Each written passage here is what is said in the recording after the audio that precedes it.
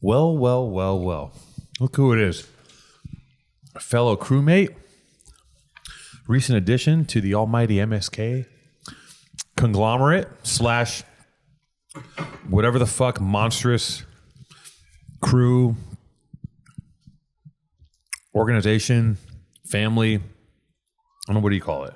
Business partners, spiritual journey, homies. Multimedia, homies, just the homie, as Maddie would say, the MSK friend group. Dax is here, you guys. Hello, everybody. Some would say a Atlanta legend. Some would say that, right? Atlanta legend. Atlanta legend. Allegedly a legend in Atlanta is what some would say. Yep. Okay, cool. I got Okay, like a no, fork. don't mind me. I'm just talking here. Don't mind me. No, please. In the middle of me talking, just ask him if he needs a fork. He could have just got you a fork.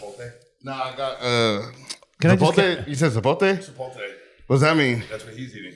Oh no, I got Are you saying Chipotle? Chipotle. He said Zapote. Chipotle. This motherfucker had a long night. Oh my God. I'm trying to figure out why anybody would eat Chipotle in LA with all this good Mexican food. Yeah. It's not Chipotle, it's Rodeo. I got Japanese food. Rodeo. Sorry. Rodeo sick. Rodeo, go. Your first rodeo. No. I got the teriyaki with the fried egg and Oh my God. yeah. That's wild.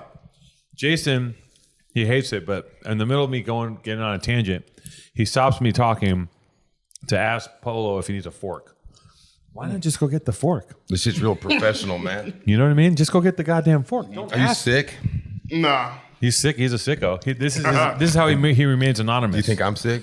I mean, in the sense, you know what I mean? Like, it depends on the context of the word, man. I think you a sick individual, you know? But I don't know how your health is. You think I'm going to get you sick? I hope not. You know? Oh, no, that mask is for that's how he usually wears I a just ski cover my mask. face. Oh, you don't show your face? I don't show my face, yeah. He didn't show his face. Yeah. Are you a criminal? I mean, I commit crimes. Nice. Sometimes. He You know? protects his identity? He's in the same game you're in. All right. Yeah. Yeah. You guys are cross paths somewhere along the line. Yeah. So Dax, you got a long storied history with Atlanta. I think I first learned about you. Oh, what'd you get? You got him a knife? I'm gonna eat proper. Sick. He got you a knife to cut your teriyaki chicken. We don't have forks. I got a We plastic do have fork. forks. That looks soft. I have you so don't many need damn Yeah, forks. yeah, I'll be good. Okay, guys, back to Dax. Dax, you're on my radar from a long time ago because I remember from like Dungeon Family days Yes, sir. seeing you pop up.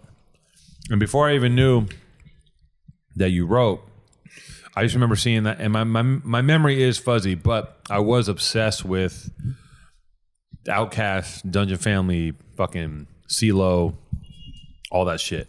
A seminal goddamn group.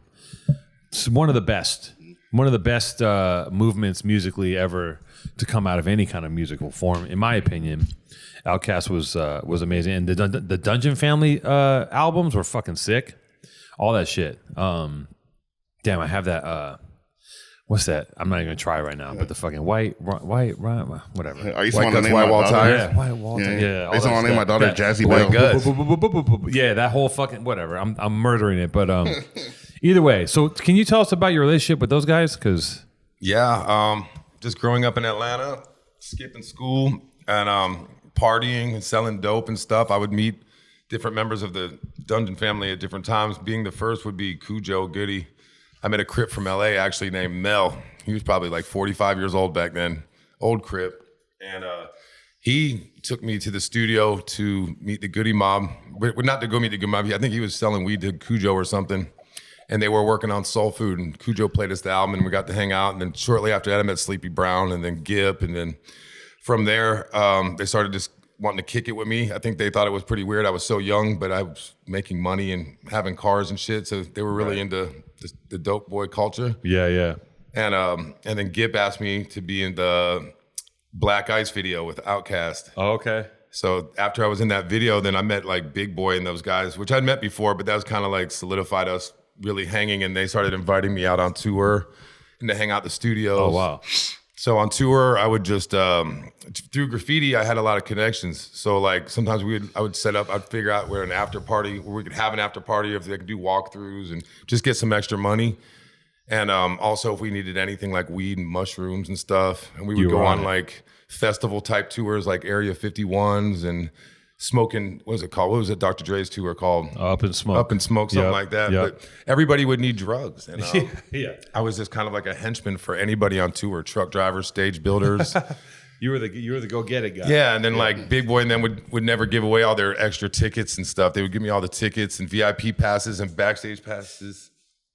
And I would go scalp those and just getting lots of money out there on the road and having lots of fun, and then being creative. And you had that, and that's the thing that you speak to is like if you're a graffiti writer and you're tapped in, you have a worldwide network of people because like everyone around the world writes graffiti, and if you're active, you can tap in with people anywhere you go. I mean, anywhere. Just a phone. Yeah, I mean, we would be going through like coal mine towns, and I would call somebody I knew like in Richmond, and they'd be like, "Yeah, we got guys there," or just anything I needed, I was able to pull off anywhere in the world. Like really, just a phone call away if I didn't have a direct number. So graffiti's been a tremendous network. And you didn't make any music while you were with all these people? I've done interludes. I got interludes. I get royalties and stuff like that. Oh, really? Big Boy albums, yeah. Damn, they gave you publishing on your skits? Yeah. Damn, and that's a first. What's crazy is that my skits weren't even actually recorded to be skits. I was smoking crack and shit back then. So like I would like go in the studio and like Big Boy, they weren't even there. And I would go into like a booth and lay on the floor and smoke. And this one particular night I was with a DJ friend and we were just laying on the floor smoking. And then the engineer was still in there messing with shit, and I was telling jokes to my friend, and then I heard the engineer laughing, he could hear me, so I started just talking shit, and he was recording everything. And I guess the next day Big Boy had listened to all the shit I talked and started like splicing out interludes out of it. So like if you hear some of the things, you can hear me be like, "Hey Josh," like that's the engineer's name at the time. So it's like I wasn't even talking for the album. So how did you? I mean, that was a long time ago, and I've enjoyed a crack now and then, my damn self. Yeah. That's the reason why I'm sober. And I will say it's a hell of a drug. It's fantastic stuff. But if you smoke crack, you were labeled a crack. In my era, the minute you had one little tiny nugget of crack and you're a crackhead. Yeah. But they weren't tripping on that. Well, they would. They didn't even like me snorting coke. They just jumbled everything into like being a crackhead. Yeah. If it wasn't like maybe ecstasy would be the worst thing those guys ever did. Yeah. They just smoked weed and they drink like a gallon of Hennessy, which I would never do. So I would be like, you can't judge me. You guys ate 3 X pills and drank a gallon of Hennessy. Yeah. I smoked some crack that I cooked up myself. It's pure. Comes from drives from a plant. Organic crack. Farm to table crack. I'd always buy the whole box of the we call them Rosie Cho's because you put some Cho Boy in there. So Rosie Cho was like our chick, and we'd buy the whole thing because I never liked having like a charred up piece. No, so I smoked really clean. You ever use like Cisco or some shit like that to cook it with? Add some flavor? No, never did that. Who cooks crack with Cisco? I got a homie. Oh no, they tell me he's like put some Cisco in there, get some flavor. Well, I had a homie who used to cook it with ammonia in the microwave, so I always did baking soda water. The microwave method, like a ceramic coffee cup. Wow. Should we do a crack cooking segment? I don't know if we want to teach anybody how to do it. How to whip it up? I think more than smoking crack, I just like the science and figuring it out and pulling off a good product.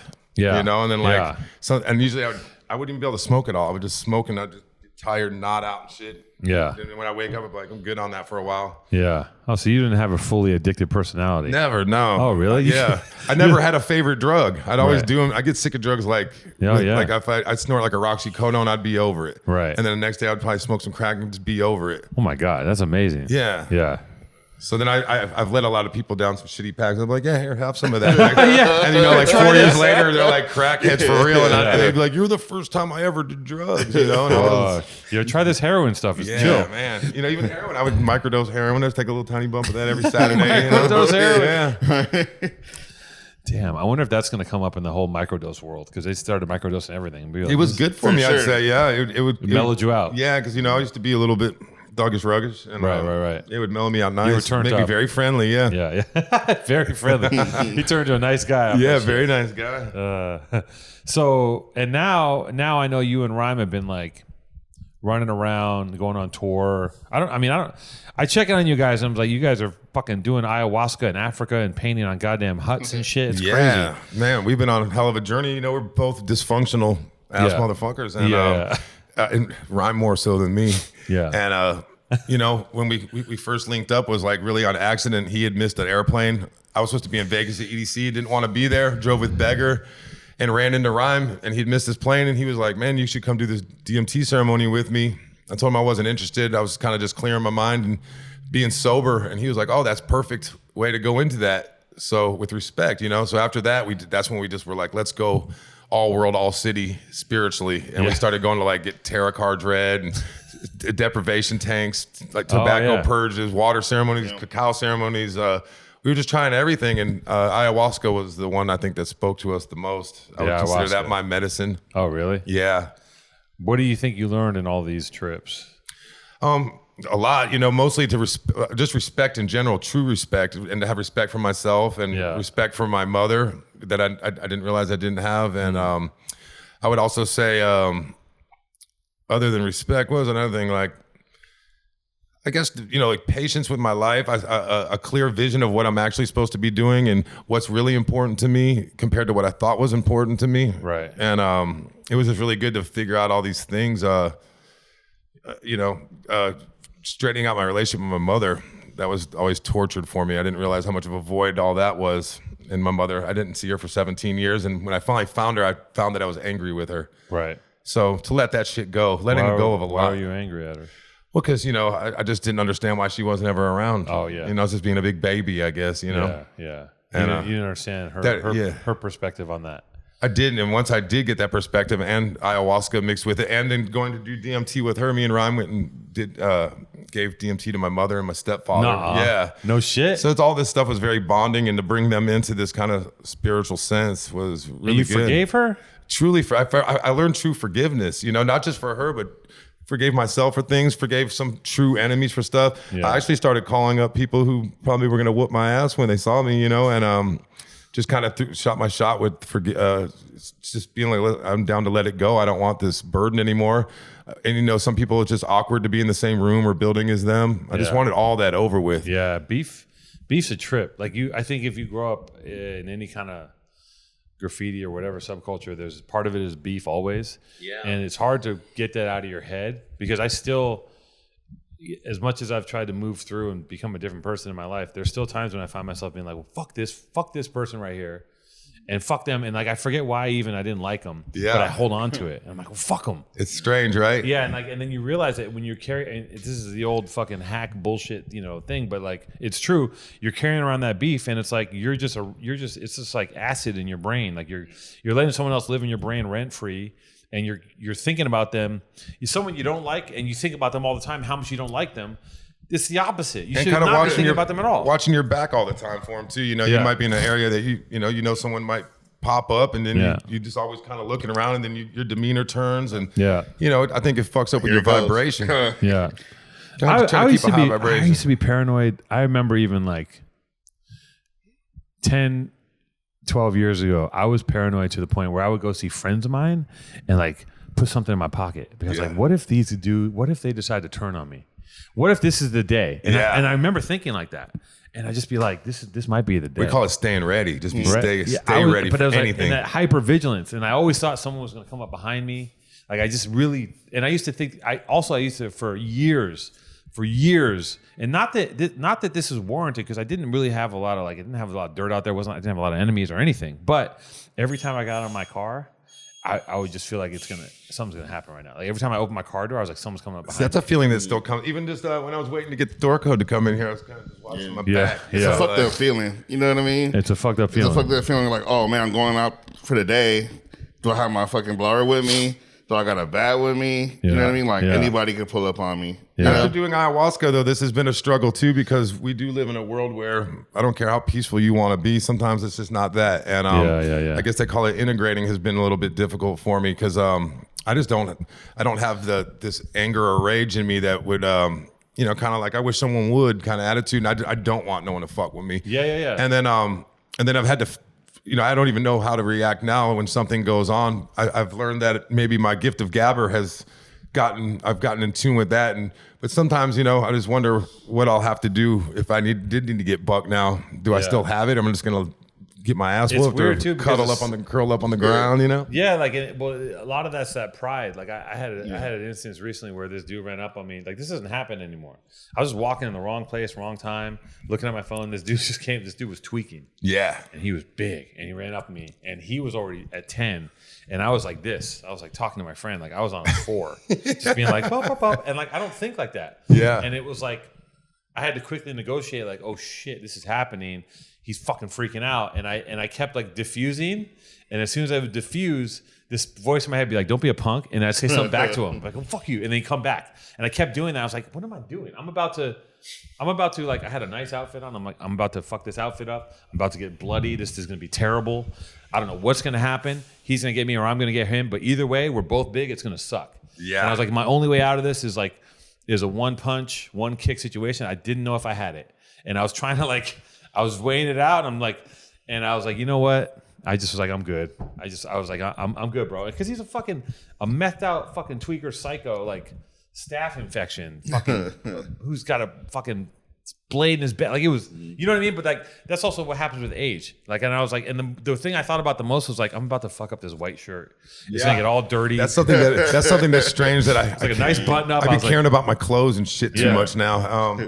But I strangely have been able to disarm people and diffuse situations, police, crazy tweakers. He disarmed the police? Yeah, I disarmed the police because, because he does that thing where he takes a gun apart. And depending on when you see me, you might think I'm a really bad person by the way I look. But I've learned to just wave at people like this. Yeah, yeah. I'm like, hey, and there's hey guys, and it really works well. I think with Caucasians and police in general, that works. Like if I was just in Thousand Oaks and I had to use it a couple times. Where I'm like, hey I got pulled over one and time. Even at Risky's Gallery. I got pulled over one time and I started bumping jazz.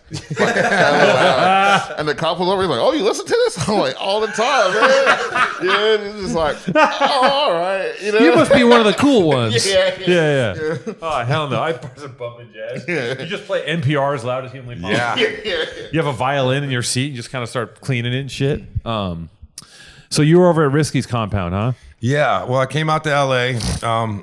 First and foremost, for a book signing where Roger has a new freight train book. I saw that. Shout out to Roger Gassman. Yeah, and he told me to come out here for the signing of the book, and then Risky and me had also talked about dropping a print because he has a gallery in Thousand Oaks called Compound Contemporary, and he's got that guy's fucking doing so much. It's unbelievable. Crazy. And there's like 30 people working on the gallery, building a whole nother section. He's got 30 people at his house building new rooms, and it's unbelievable. But we dropped a print, and last night we had like a signing, and he had a huge show there.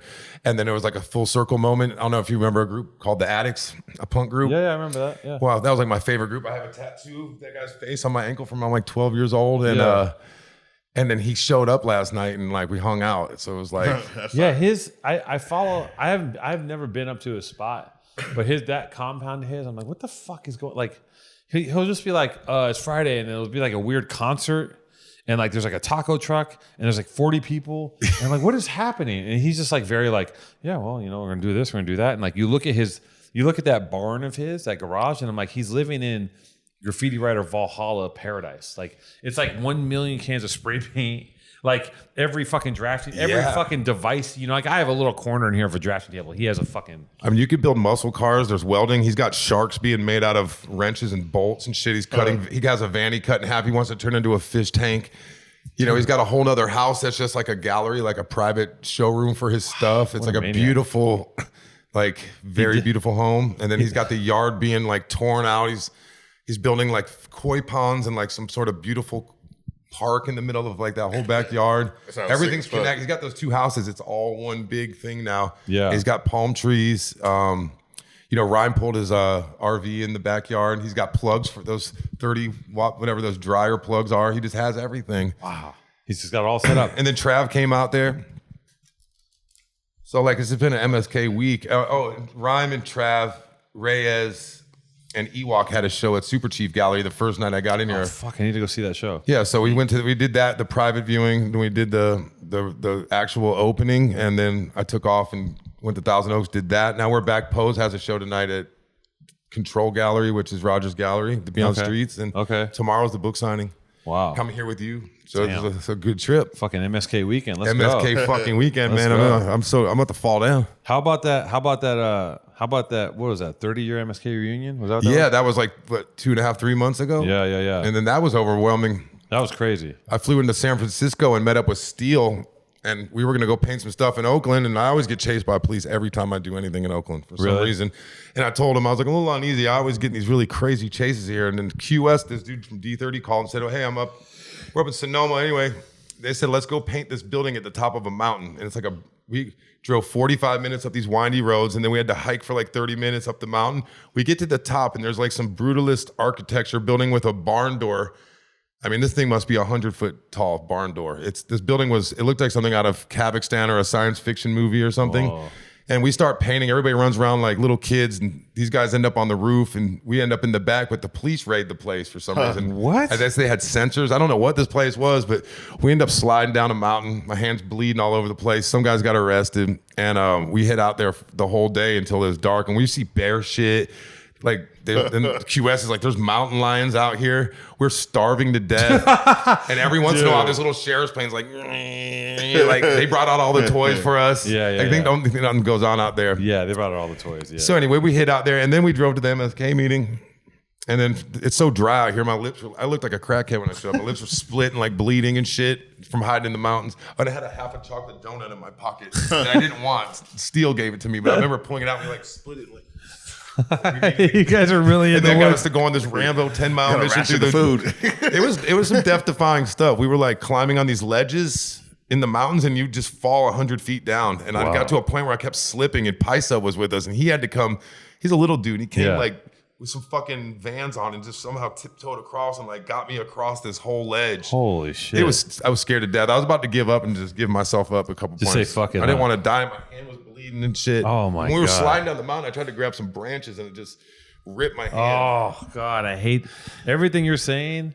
I hate those situations because you know that you're gonna get out, but you know it's gonna be hell to get out. Right, but you know you're gonna get out. Like when you get past the thing where you're like, okay, you got away from the cops. Now you have to get out of the spot that you hid in, and you're like, this is terrible, and you're starving, and you know that at some point you're gonna go home and freezing and free. Oh, we were hot first, and then freezing when it was getting dark. I hate this. I hate this whole fucking shit. I hate it. See, that's what I don't miss that shit. Yeah, and I was just trying to like chill. I was like, I just want to take it easy. We'll drive, up the coast smoking dank and shit, and we had Grimy with us, and like. I just wanted to have an easygoing time. By the time I got to the MSK meeting, I was just so burnt out. Yeah. And Grimy wasn't up on that fucking on that. No, mountain. Grimy didn't come, but we picked him up after that and drove to LA. So this was my initiation into actually being an MSK, even though I've been friends and family with everybody forever. But that sounds about right. That sounds very apropos for an MSK. So there was initiation. no chill about it. Fucking A. Yeah, that's fucked up. I don't know. I hate that. I hate it. But being an MSK has been really good for me. I like the camaraderie. It's good to solidify the friendship and the stuff that's already going on. Yeah. And then, to be able to come out here and be so resourceful too is just unbelievable. Whether I want to do something illegal or do something legit. Yeah, it's wild. I'm in a group chat on Instagram with everybody, and like I've been so busy. I check it once in a while. And like, I'm fucking washed, right? Like I don't do shit, but I'm watching what these fools are doing, like the rappelling shit. And I'm like, yo, this shit is so fucked up and so crazy where I'm like, this is like a chapter. If you're going to look at like the history of graffiti, this is a chapter has been made. Yeah. The fools are doing, and I don't think people understand like when they drive past it, what it took to do it. Cause you just see letters floating down the side of a building and it's like, motherfuckers are repelling. Yeah. Like, I'm scared to death. Oh my God. And like this is like you're talking about like these are their first time rappelling. It's not like these dudes are mountain climbers. They're like putting on the gear and being like, vroop, vroop. I think they learned on like YouTube and shit. Yeah. There's some crazy. Well, it's crazy too because you can tell it's such a turning point in graffiti because it didn't even take but like a week before you see other people are now doing it as well. Right. Not just our crew. Yeah. But they changed the game. I mean, I think like anything with sports, skateboarding, anything. Someone's got to outdo the generation before, and I don't think anybody's been doing that. There hasn't been like a distinctive turn or something crazy like this that's happened, I think, over a decade. Yeah. Nothing that's caught my attention anyway. Yeah. And not even just doing it once, but going out every night doing that shit. Yeah. It's dedicated as hell. Yeah, it's crazy. It's really... But I'm proud. It's crazy. It's like all that shit that was talked at the meeting is like all this like, yo, we're going to kick shit. It was like...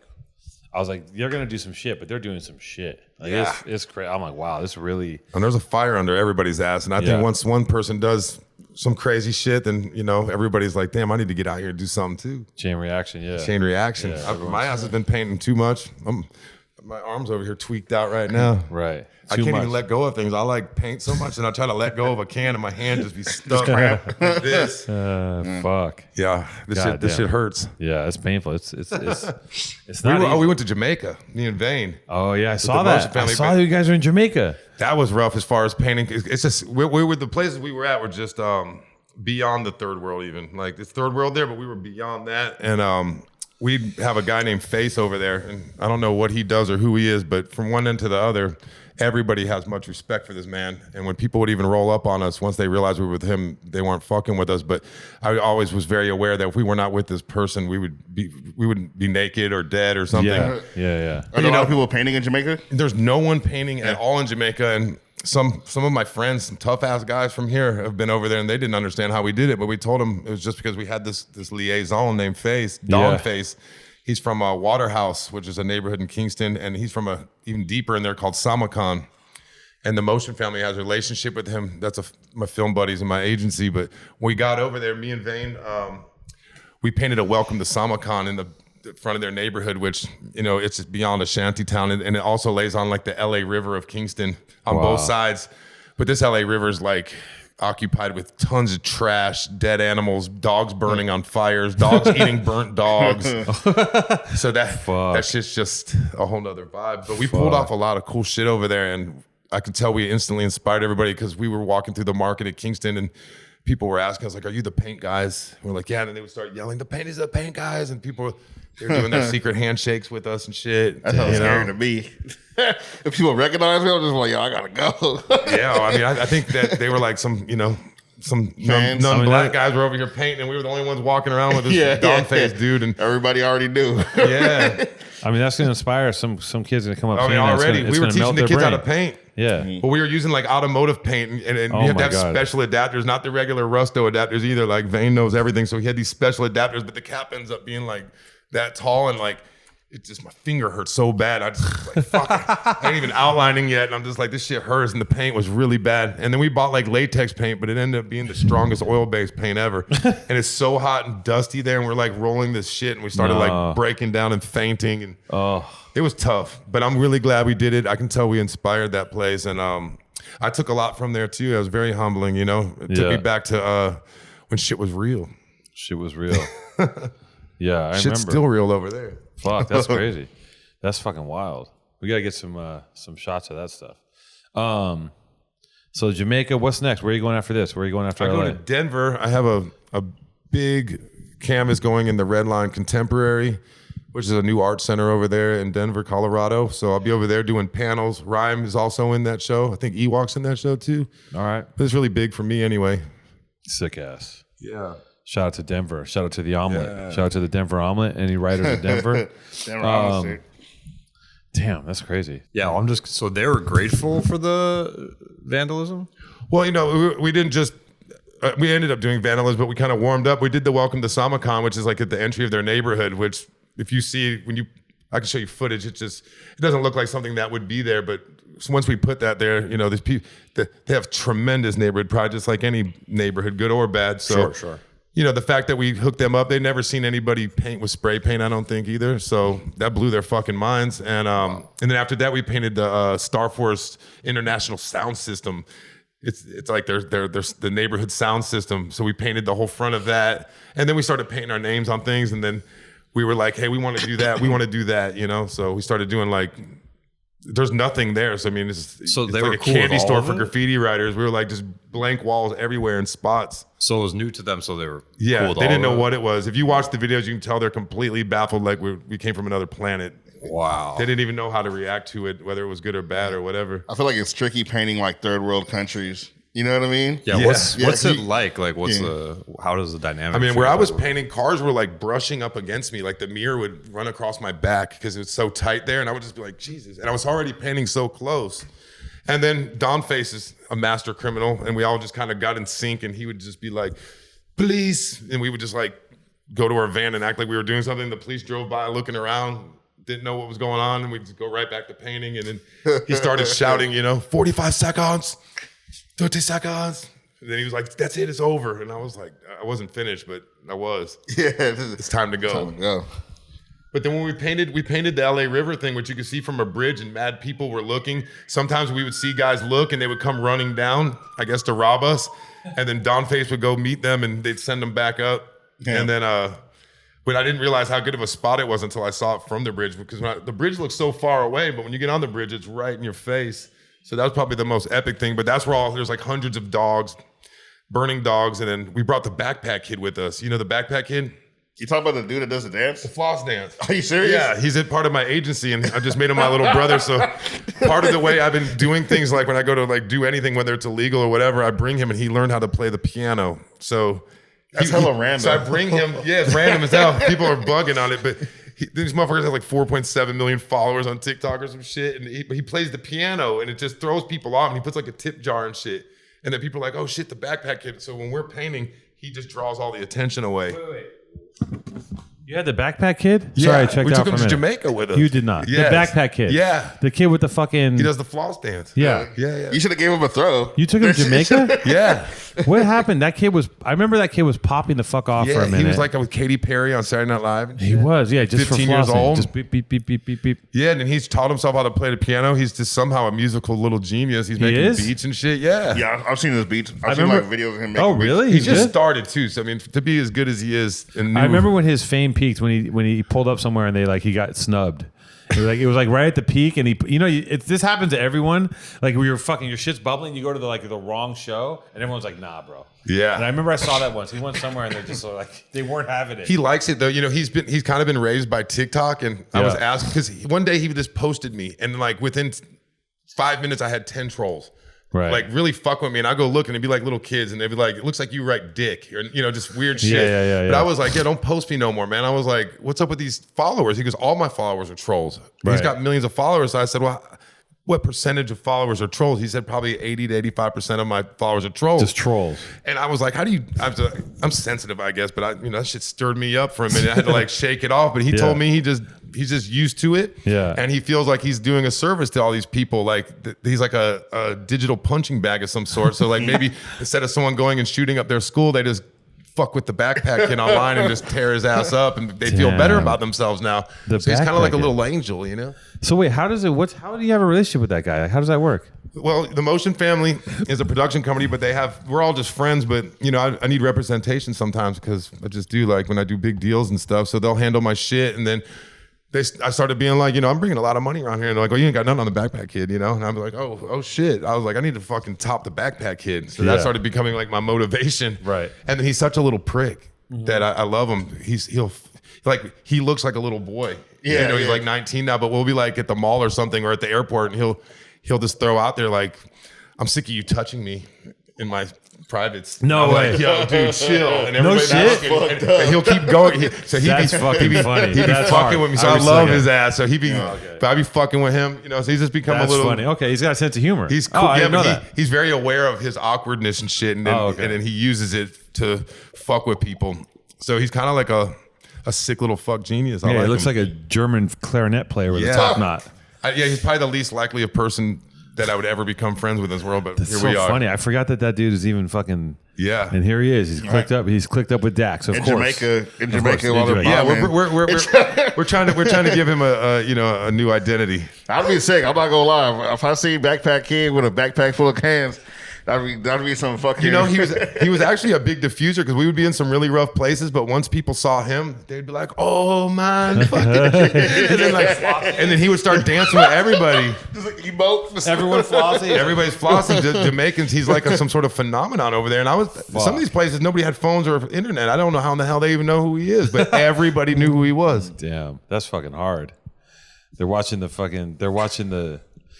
TikTok on like a piece of bark and shit. Yeah. I brought my iPhones over. Somebody. I brought all my old phones over there, and they're using all of them. Oh wow! I don't even know how they got them working. So sick. The backpack kid. Well, fuck. Yeah, so be careful in Jamaica. Dax is all over the place, you guys. He's doing all kinds of shit. He's clicked up with the backpack kid, which is huge. I never thought that would happen. Can we get the backpack head? Do you think we can put him in MSK? You think it's possible? Can you talk to GK? I don't know, man. I don't know. It's GK a pretty might be strict down. regiment. Yeah. I know they did close the books, but listen, let's see if we can FaceTime GK right now. Yeah, I mean, FaceTime GK. Trade the backpack for a harness. believe it or not, he's got a go for it ass attitude. He's not really scared of anything, and he's not tough. So he's just crazier than hell. That makes sense. Like it. I mean, you've got to imagine that he's literally spent his whole life pretty much on TikTok and Instagram. So he's some sort of freak of modern nature. But it also probably like hardens him in a weird way because Yeah, he gets yeah. so much shit online. Like, he's been abused by millions of people. Not so Yeah. many people can say Been that. abused. I mean, by millions of literally, people. verbally, textually. I mean, I've abused. looked through his shit. I'm like, holy People on the shit. internet say some sick ass shit. Yeah, I mean, you know. Yeah, I mean, the meanest shit in the world as I've ever read is probably on that boy's comment section. Yeah, no, they can dig back the And layers. some of it's pretty legit, No, that's the worst stuff. I mean, anybody who gets trolled on the internet, from my experience, will tell you it's the people who know what actually bugs you, know your actual flaws, and then dig in. Well, man, I'm so thankful I don't get trolled that hard. I got a couple of sick puppies out here, but nothing too crazy, nothing I'm scared of anyway. I mean, you're lucky you didn't get viral on social media. It's the death Well, the sentence. backpack kid's not allowed to post me on his page in any form or fashion ever again. I don't need that. I like my swell following. Yeah, no, you probably got a. I don't have a big respectable following, but I got a following. solid one. I know. Same with Powerful Truth Angels. Yeah. Shout out to the audience. Shit Shout talking on out to the PTA crew and family. We are small, but we are mighty. But we're not that small, and we're pretty mighty. We're pretty big. There's a lot of us. When we come in a real small package and make a real big difference. That's right. GK doesn't want to take my call. Well, that's the end of the fucking show. Should I try to call him and see if he answers? Yeah. You try. Yeah, he picks it up for you in the first ring. Oh my God! Let's see who GK likes the best. Oh, I'll just cry. You can hit that Harmony Corinne show. Where's that at? I don't know. I don't know how GK. I don't know. I saw this popping off tomorrow. I don't know. I see people posting pictures. I'll of check it out. Yeah. Where's that at? I gotta Google it. Harmony Corinne show? Why not? I guess.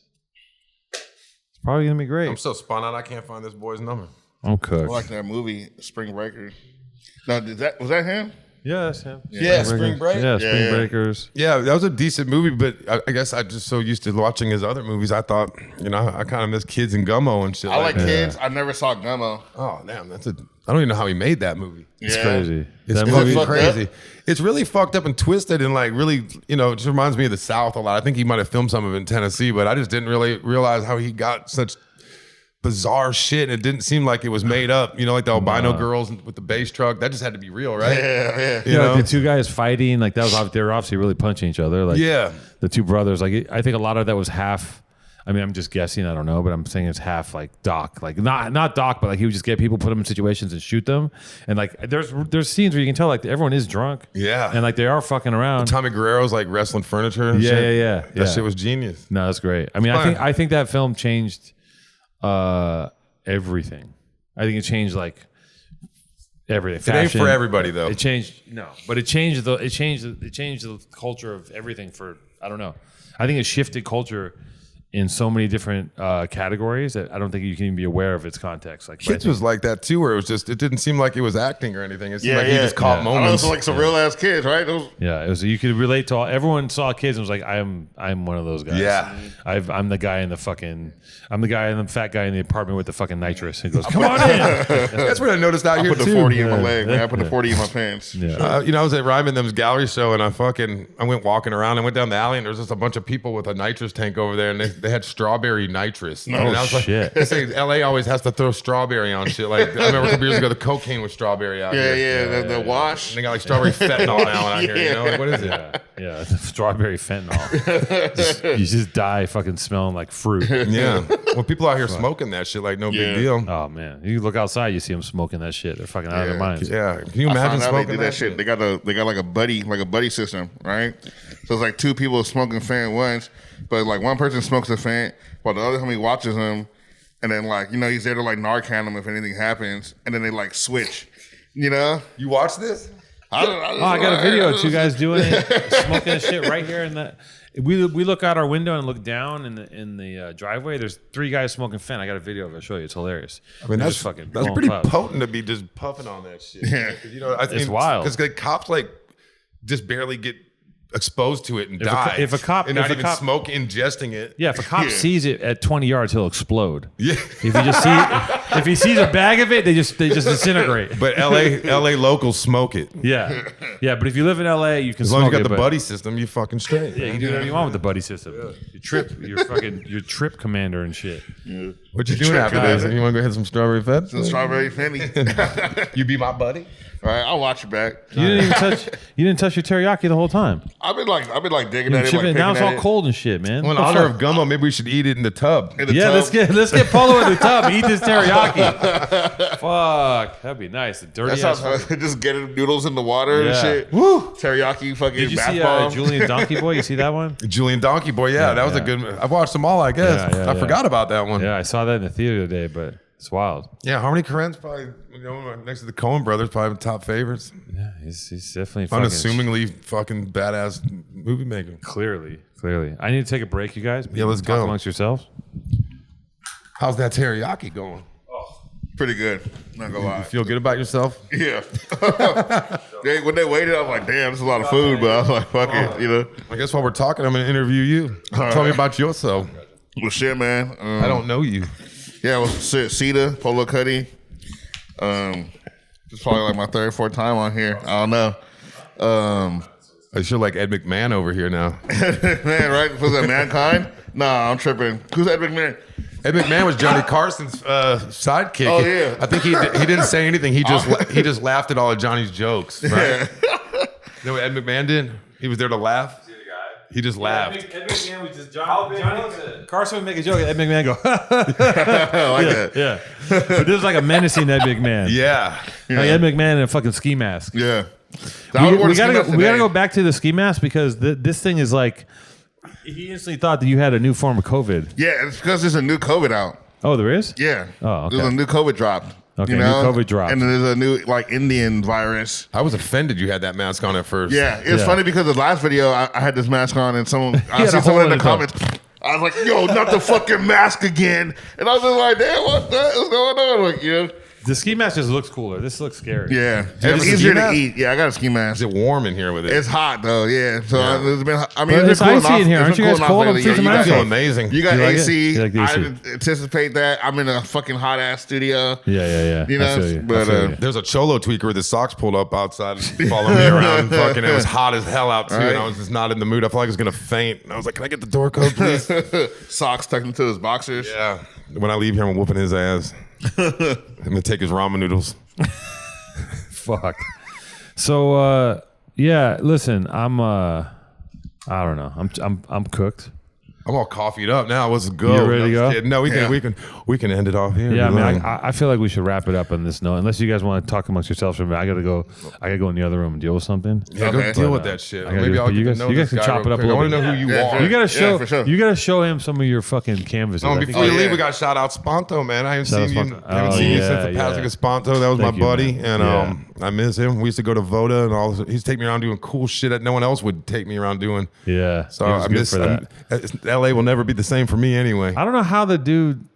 I don't know how he hung out and did so many things with so many different people. It is crazy. Yeah, Like I used to ride around with that guy. No, here. I know, but I don't know how he did it. Like he hung out with everybody extensively. He'd be like at your fucking mom's house. Yeah. and like helping. Like I was like, how the fuck do you have time to do all this shit? He talked Yeah. to me for like 20 minutes one time. That's longer than Two Tones ever had a conversation with me. When I met him, he had a Mercedes, and he had was just that getting was the early Born and days. Raised started. Yeah, and I remember we were talking to Steve Malvin, and they were just strategizing how to have a brand and shit. Yeah. What makes a good brand? Yeah, that was early days. And I remember he was soaking up anything he could get. that Mercedes was a fucking lemon. I remember that. Yeah. thing. He got it off of fucking one of those things. I was like, God damn it, that thing was such a pain in the ass. But yeah, he was slanging shirts out of the trunk of that thing. Exactly. And I don't think he'd ever been to a spa before. And I was like, man, I want to go to a steam room. And he was like, oh, all right. He's like, there's this place, Voda. And we went with Steve Malvin. And I remember me and him were like smoking cigarettes on the balcony upstairs with Steve. Wow. But yeah, those are good times. That was 10 years ago. Easy. Yeah, easy. Maybe 11. Yeah, Maybe 11. Yeah. for sure. That's when Steve still. I think Frank Magazine was still going, and then Yeah. the very ends of it anyway. Time fucking flies, man. You snap your fingers and it's going to be another decade. Yeah. People don't believe it. After a certain age, it just starts going like this. I feel like every time I see anybody, it's going to be the last time I see them now. Yeah. Because usually it is.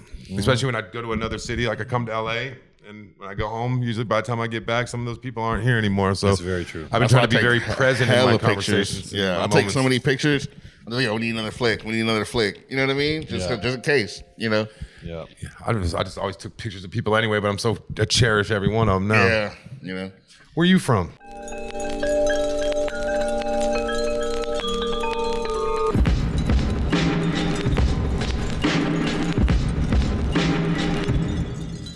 I'm from out here. You from here? Yeah, I'm from the Valley. Oh, the Valley's dope. Yeah. I think I've embraced places like the Valley, like Thousand Oaks and stuff like that. Thousand Oaks is cool. Fucking like right there in Ventura, dope. I mean, I grew up in like Granada, like area, which is kind of like, I don't know if you've been around the area, like kind of like 118. Maybe I probably haven't. Didn't know it was called Granada. Yeah. It's like north of it's like it's up there. It's pretty deep valley. Now you're a fixture on the Powerful Truth Angels podcast. Yeah. You know, I got around. He gets around, yeah. Yeah. Fucking right. He's a fixture in general. Yeah. You like ramen noodles? I fucking love ramen noodles. Yeah, well, I know where some are at. So Yeah, man. get out of here, maybe we go get some. How do you cook ramen? Do you cook like? Are you talking about like actual like ramen from like a restaurant or Yeah, like that Maruchan? The tweaker out there's got a bag of them, and then he was squaring up my cigarettes, so I was squaring up his ramen noodles. You just want to trade them for something. Yeah. We're either gonna trade or we're gonna find out who's the man around here. I feel like I'm in better shape than him, so we'll see what happens when I leave. Yeah, well, I mean, he's Maybe I'll bring probably you with me smoking and dope, make it man. unfair. I just assume that anyone that's like smoking dope got like brittle bones. You know? Yeah, he looks mad slimy, man. Yeah. He looks like he used to be the man on the block, but now he's all fucked up. He's carrying But on. also, like, if you're on opiates, isn't that like a painkiller? Yeah. You know what I mean? So you probably just don't feel the blows. You're just like, yeah, I'm getting right back up. Yeah, you gotta rip some opiates before you fight someone on opiates. You like fight fire with fire or whatever. It's a cheat code, right? Yo, dude, why don't they must do that in the UFC? I mean, I don't know anything about UFC. Yeah. Oh, yeah. I mean, I'm sure those guys are doing anything to get an unfair advantage. Yeah, I mean, do they numb themselves? Or they just like take They have to, right? Conor McGregor, he GCG. just drinks whiskey.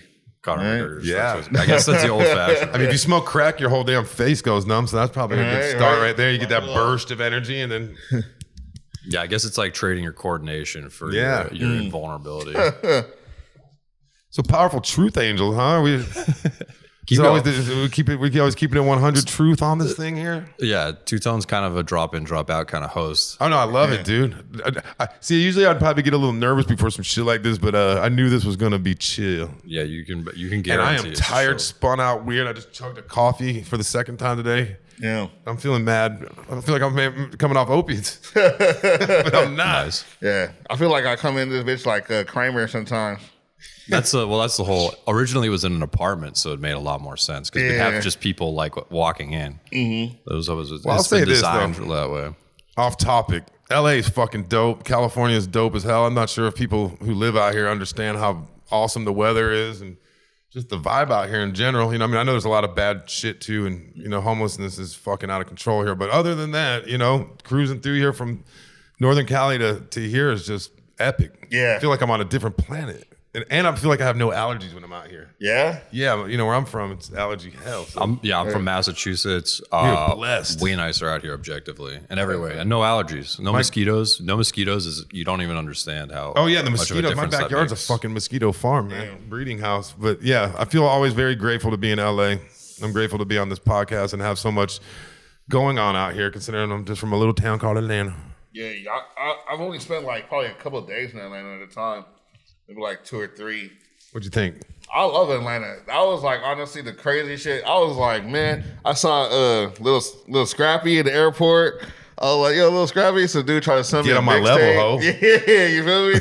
That was my shit, bro. Me growing up, dude, I just love the whole like Atlanta crunk? scene, bro. Man, Yeah. I was like, man, I wish I was in the fucking club right there throwing my bows, like you know, Throwing bows like them pros, man. You Yeah, know I miss what I mean? throwing bows. you know, that was the the shit, bro.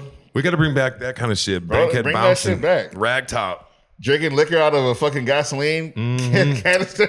Yeah. You know? Yeah, with GHB in it. Yeah, That's with GHB? Yeah, we used to get the gasoline so no one would actually drink it and fill it with GHB. And we put purple Kool-Aid on it and draw a skull and crossbones on it to make sure no one... Just so you know. Yeah, and it's so crazy. You do a drop of it and you die and shit. But we'd have like a whole fucking 5 gallon of it, you know, and carry it around to parties. But I guess that's like strawberry nitrous in LA. That's true. That's true. We got purple fucking GHB, the Georgia Nitrous is homeboy. for sure like an LA thing, right? You guys don't do that over there? It's like a raver thing, but I feel like gangbangers and shit do it here. Like anybody get down with it. Yeah. It's just normal here. Hella normal. And then I was like, fuck it, Carcases. give me a balloon. And I didn't even get that far into it. I tasted the strawberry, which is, I don't know. And I instantly felt like shit. And I just was like, here, take the balloon. And someone snatched it out of my hand, started sucking on it. Like, people are addicted to it. Oh, you won't take it? I hate to tell y'all, LA, but nitrous sucks, man. Do real drugs. I can't lie, man. I've been doing nitrous since I was in high school. So like, Oh, my bad. I won't hold it against you. No, it's cool. I mean, it's not like something I'm proud of, you know. But I will like fucking if I see a tank, I will hover around. That's it. your thing. Yeah, that's what, Strawberry, too. not strawberry. Like I'll take any flavor. Have you had flavored nitrous? I've had hella different flavors of nitrous. Fuck me, And I've man. had like no flavor where you can just taste all the chemicals they put in I'm it. always no flavor. I don't want fucking, banana flavored vodka. I just want vodka. If I want banana in it, I'll stick a banana in it or lime or whatever. But yeah, same with, just anything. I don't want added fucking fake flavor, man. If you want, I'll eat strawberries while I huff my nitrous. But That'd be some funny ass shit to say. Just like walking around with a little basket of LA's strawberries. got to get together. I Strawberries and balloons. had bigger expectations for this place as far as the drug scene goes. Yeah. Nah, it's horrible, honestly. And we've all been sober, actually. Powerful truth is, we've been out there at Riskies, and we're just all highly motivated, man. We're not doing drugs. We weren't drinking. We're just goddamn trying to be powerful in our careers, man. Yeah, it's not even safe to do drugs right now. It's not, unless you got the buddy system. Yeah, unless you got the buddy system, don't do nothing. You know? They're putting it in the Hershey's.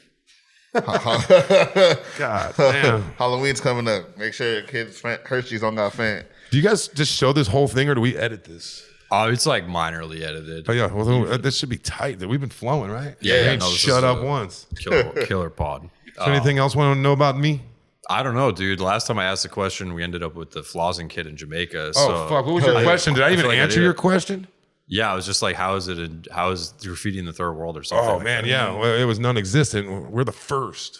We're not the first in all of Jamaica. We saw some little tags and Ochos Rios and stuff, but for the most part, we're the pioneers of Jamaican graffiti. Where are there places where a lot of our audience is not graffiti oriented, let's say, but they're interested?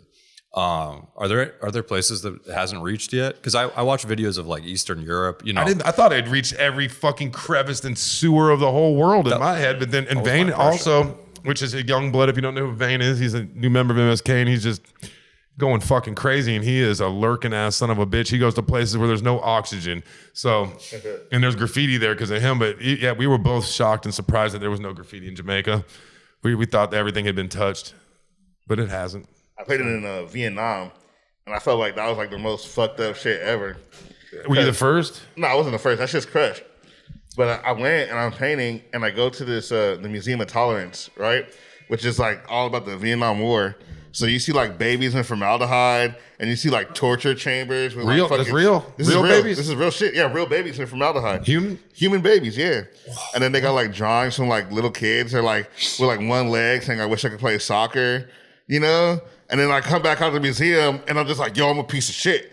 You know, why am I fucking painting these walls? American. You know, as an American, yeah, you know what I mean? Like, first we did this to them, and now over here just fucking spraying shit. We were really careful of that too. Like we didn't want to just, our privileged asses just fucking up third world shit. We did it with tons of respect, and we're very thoughtful about what we did. And we didn't make anybody mad. I think we gave everybody a sense of pride and cheered their asses up with our graffiti.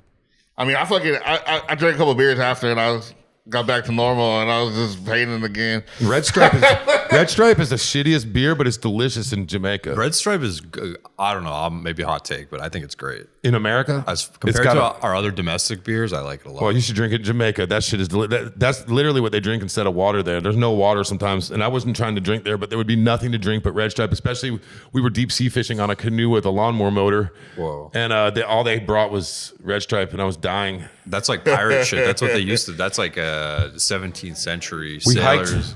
We hiked 2 hours in the jungle to go see the most beautiful waterfall ever. And by the time we got there, my flip-flops had broke. I was walking barefoot, stabbed with thorns, tremendously damn painful on the feet. But we got to the waterfall, it was dry. And then on the way back, like a 100-foot piece of bamboo that's this big around fell and hit me on top of the head. Goddamn. Yeah. You just had a red stripe buzz the whole time? I didn't even get buzzed. We were, it's so hot. We were sweating. It was just replacing water. Interesting. That's I what never felt buzzed on it ever. Now, Ray and Nephew, their rum is 100 proof. And that shit, I had one shot and it literally sizzled my organs. I had to chug half 2 liter of teen. Did you get that Henny White? No, there was nothing but Ray and Nephew there. Oh, yeah, just rum? Where we were at was Ray and Nephew rum, and they were lighting it on fire, showing us how flammable it is and stuff. That's pirate shit. You drinking this shit? Yeah, I drank a shot of it, and that made me never want to drink again. It damaged my organs. I felt it. So, but none of the graffiti was commissioned, to be clear, right? None of the graffiti was commissioned. We Very did all this on interesting. pure love and just for the love of our sport. And they liked it. They loved it. Very interesting. Especially, the Welcome to Samacon and the international sound system thing was big for them. I think that makes their neighborhood the shit. I think that really changed the game for how people look at that neighborhood. I'm trying to think of a neighborhood here that, like, what's the worst neighborhood in LA? Man, I mean, We'll think of a Skid Row. Like Skid Row. What if we went down there and we got with the Skid Row locals and we were like, hey man, we're gonna fucking hook y'all up. We're gonna paint a welcome to Skid Row. We're like on the main entrance, and then everybody came and hung out. You lift the spirits around there, and next thing you know, you're accepted. You got a pass. Beautification. Yeah. Nah, people respect that type of shit, Anything with a little respect is gonna go a long way. Yeah.